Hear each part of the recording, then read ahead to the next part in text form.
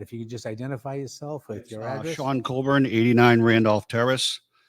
I would like to thank all the 903 citizens of Canton who voted yes on Article 6 of the independent audit of the Police and Select Board. With the recent statements on December 5th by the United States Attorney's Office in Massachusetts that they are in fact investigating the investigation into the John O'Keefe murder case, this investigation, I'm sure, will include the Canton Police Department in its mishandling of this case, the Sandra Birchmore case in February of 2021, the Craig Casey case in December of 2018. An independent audit was not supported by this select board or by the chief of police. Why?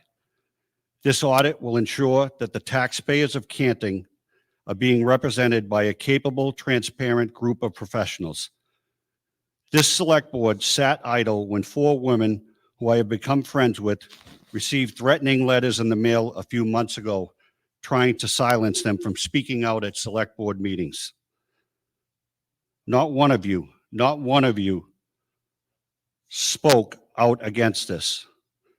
Your silence basically condoned these letters.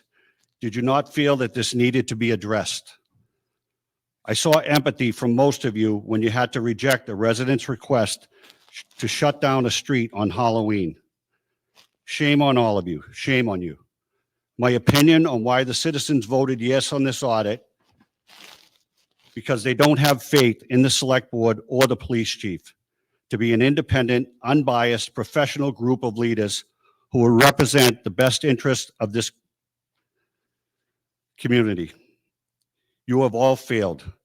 When you hear news media making statements like a town in turmoil, a small town at war and divided, just know that all of you sitting there were given ample opportunity to stop the disruptive path the town was heading down. You did nothing. We asked for a crisis management team. It fell on idle ears. Just know that the demographic of Canton is changing for the better. Your constituents are changing for the better. The vote on November 20th proved that. And just let you know, we are all here. We're not going away. The people at home are watching. And come this spring, we're hoping to unseat you one by one. Thank you. Thank you. Anybody else?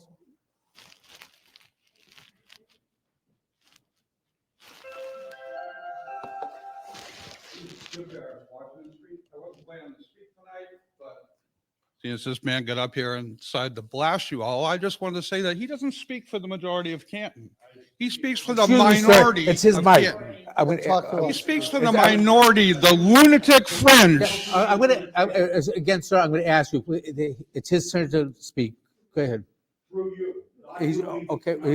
He speaks for the minority.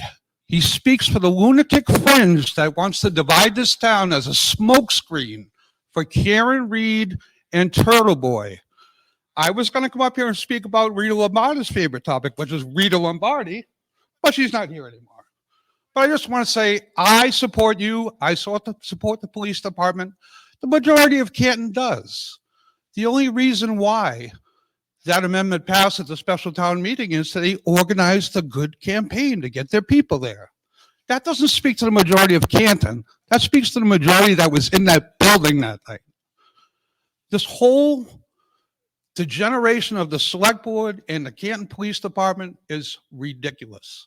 It's a smokescreen to try and blow past the Karen Reed trial and the little Turtle Boy trial. And it's just ridiculous, and I've had enough. Thank you. Thank you. Oh, wait a sec, I gotta redo this. Go ahead. Time. That's your key to go. Trish Boyden, 26 Farm Street. This will be so short because I was going to talk about other cases like Craig Casey and Sandra Birchmore. I don't have anything against the select board. I just want to say I wanted to talk about 2 issues. One of the complaints at that special town meeting was the cost of the independent audit, and an ounce of prevention is worth a pound of cure. It's $200,000, and we spent far more on the Lo Plato case when we settled. So there's that. And then the other thing was just from a reassurance standpoint, I feel like I said this before, but I don't know. The independent audit will look at how the Canton Police handles cases. Will find nothing, hopefully. It'll provide everyone in the town with a peace of mind or not, in which cases improvements will be made. Canton residents fund the police, and we need to be assured that everything's okay or that the needed improvements will be made. That's all. So I don't know why there's I don't know this. I don't know why there's no. I don't know why there's a negative feeling about it. But anyway, it wasn't just about the Karen Reed case, and it's not just about Turtle Boy. That's all I want to say. But thanks so much. Thank you. Kathleen Howley, 43 Sherman Avenue. I'm rising to ask our select board to stop the reckless behavior that is exposing the town to lawsuits that will be a heavy burden on the taxpayers. I'm speaking, of course, about the police department's extremist and never before used interpretation of a law, twisting it to say it does something no town and no city in Massachusetts has ever said it does, take away the rights of citizens to peacefully protest their elected officials. As you may know, there was a protest to protect the First Amendment rights held in front of the police station on Sunday that had over 200 people holding signs, peacefully using the rights granted to them by the Constitution. There's probably no building in town that has more witnesses to the case, as it's called, specifically the investigation into the murder of Boston police officer John O'Keefe. The officers who were first responders all worked there, yet citizens were allowed to protest in front of a station filled with witnesses. What's the difference between the witnesses in the police station and Chris Albert? The police told the organizers of the protest, and I commend them for saying this, that they are not afraid of people who are standing there peacefully holding signs. But Chris Albert, who chose to run for election without telling voters he had over a dozen tax liens, over a dozen lawsuits for not paying his bills, and that he had gone to jail, he didn't tell us any of that. He is afraid of people holding signs. He is so afraid that he summoned the police, who now have charged the peaceful protesters with felony crimes.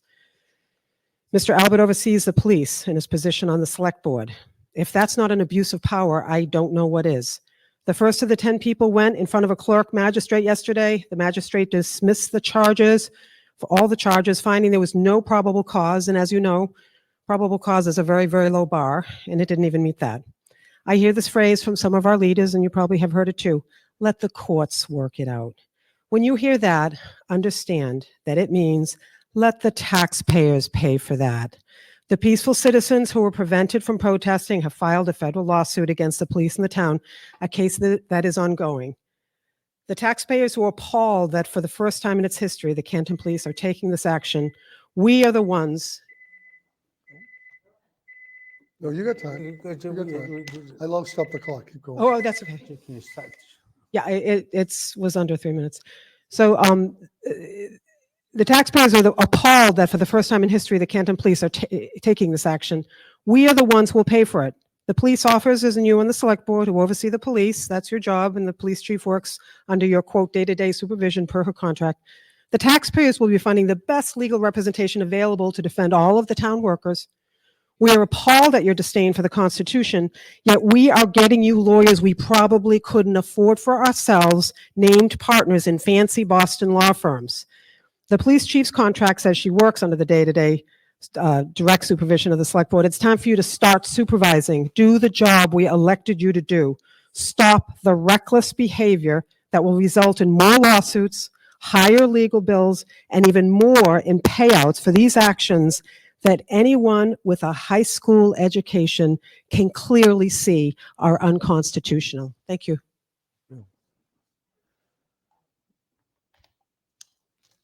Is there anybody else that would like to?